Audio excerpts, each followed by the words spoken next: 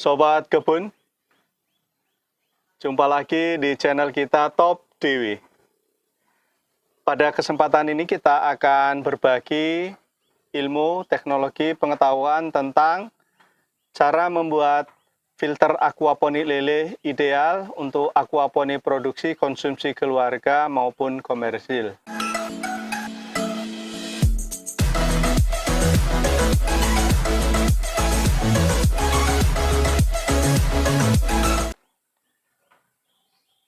Sebelum lanjut sobat, kenalkan saya Robien di channel Top Dewi. Di channel ini kita membahas tentang pertanian organik modern, milenial sekitar tips, tutorial, dan inspirasi. Jadi bagi sobat yang tertarik dengan tema ini ya, silahkan di subscribe, like, share video ini, dan juga ditekan tombol loncengnya. Nanti biar mendapatkan notifikasi ketika kita upload video kita selanjutnya. Terima kasih sobat, kita ucapkan terima kasih kepada subscriber Top DW. Selamat mengikuti video kita. Oke sobat, kita lanjut ya. Sebagai info tambahan, kita informasikan bahwa saat ini kita komitmen akan mengupload video kita minimal sekali seminggu sobat, setiap hari Jumat. Tapi nanti bisa lebih banyak ya. Jadi ikuti terus video kita ya. Nah sobat, seperti saya sudah sampaikan dari awal tadi bahwa pada kesempatan ini kita mau menyampaikan cara terbaik membuat filter aquaponik lele ideal untuk konsumsi keluarga maupun komersil sobat. Sebelum kita sampai kepada sana, ada 4 poin yang perlu kita punya pemahaman bersama, sehingga nanti kita mampu menciptakan filter yang ideal untuk aquaponik lele kita, atau nila, atau gurame, atau patin. Yang pertama sobat, kita perlu memahami dulu apa itu aquaponik. Kalau aquaponik ini sistem budidaya yang menggabungkan 2 sistem, yaitu sistem aquaculture dan juga hidroponik sobat. Nanti kalau pengen lihat seperti apa kita membangun sistem dari nol sampai jadi itu, bagaimana kita mengembangkan instalasinya dari DFT, dari pasang surut, dari NFT, itu ada video kita sebelumnya ya. Jadi kita sudah buat video-videonya, ikuti ya video kita, tonton itu. Nah, kita lanjut sobat. Jadi seperti saya sudah sampaikan dari tadi bahwa aquaponik ini menggabungkan 2 sistem, yaitu bagian perikanan dan juga bagian pertanaman media air atau yang disebut dengan hidroponik sobat. Jadi 2 hal ini digabungkan maka terciptalah yang namanya aquaponik. Menciptakan ekosistem, nanti dalam sistem beraquaponik ini kita akan menciptakan keragaman hayati, simbiosis mutualisme. Nah, kalau ini terjadi, maka output daripada aquaponik ini akan maksimal sobat.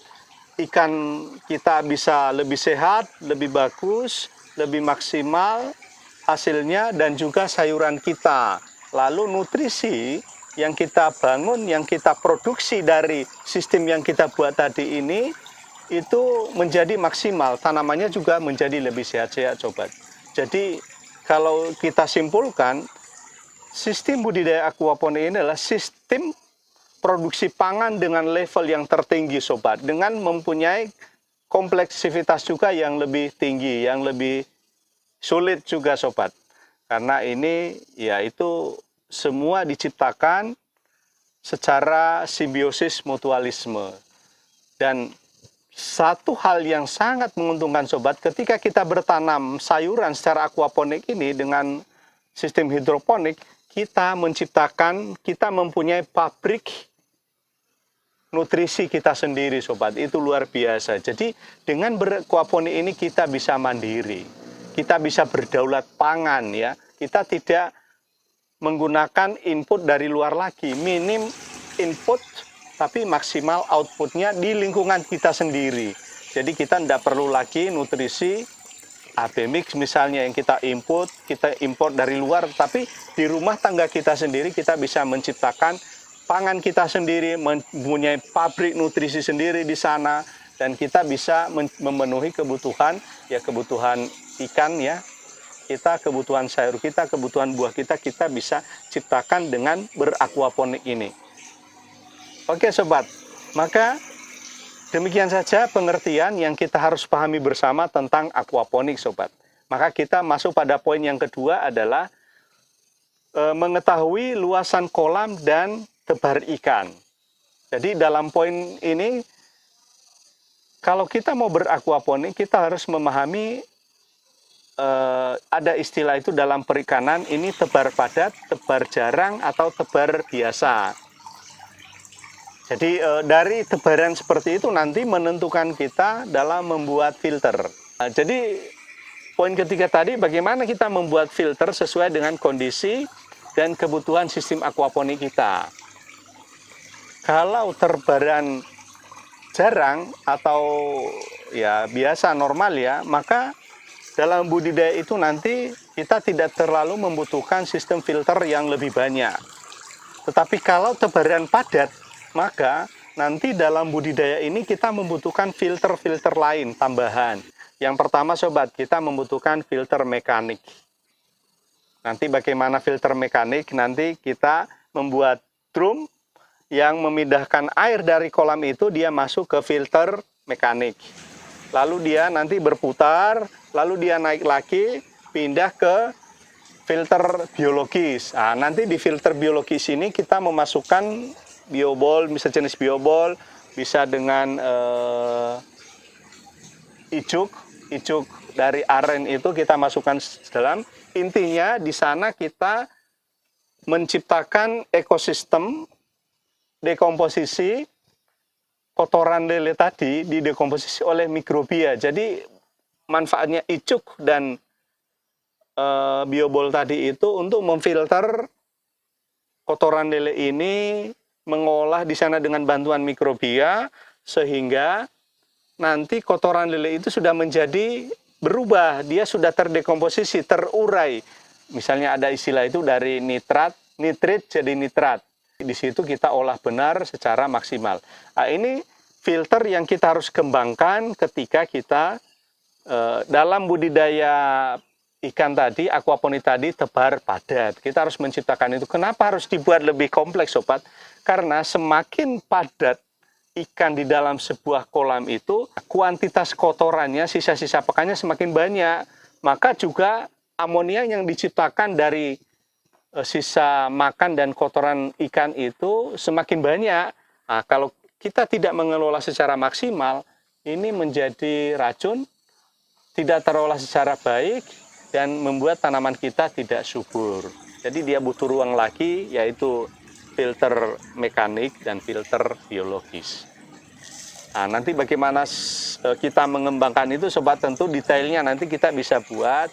Nanti bagi sobat yang membutuhkan detail, bagaimana kita membuat filter mekanik, filter biologis, bedanya apa, caranya bagaimana, nanti kita bisa, kalau ada silakan diisi di kolom komentar. Kalau ada teman-teman yang butuh tentang informasi itu, kita akan buatkan videonya. Tapi kalau ini dirasa cukup, ya sudah, terima kasih.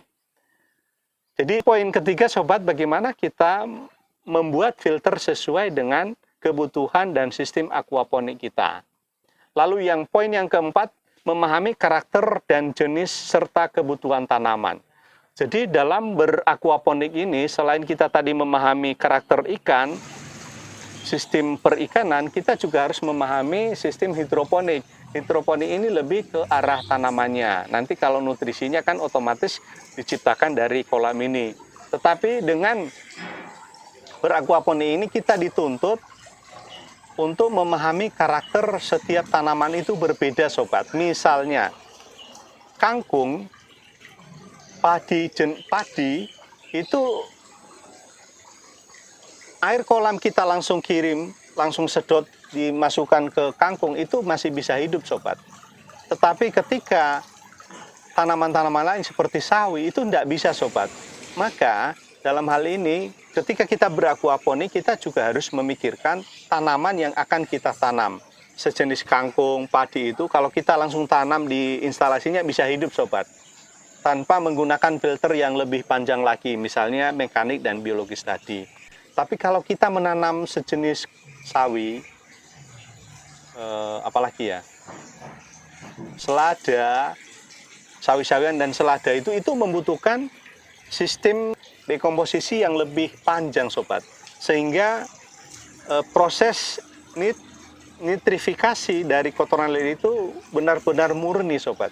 Kalau belum selesai, belum maksimal, itu tanamannya nggak bisa tumbuh. Maka dalam berakuaponik untuk mengembangkan filter ini, kita juga membutuhkan pengetahuan tentang karakteristik tanaman itu sendiri. Dia ini butuh proses dekomposisi, kemurnian daripada nutrisi itu lebih bagus, atau langsung aja masih bisa hidup. Itu sobat. Jadi kalau sobat juga nanti membutuhkan informasi sekitar bagaimana kita mengetahui saya mau nanam ini, mengetahui karakteristik tanaman untuk berakuaponik, bisa juga diisi di kolom komentar ya kalau ada sobat yang membutuhkan informasi sekitar itu. Jadi mungkin demikian saja sobat, bagaimana kita tadi cara terbaik membuat filter aquaponik lele ideal untuk konsumsi keluarga maupun komersil.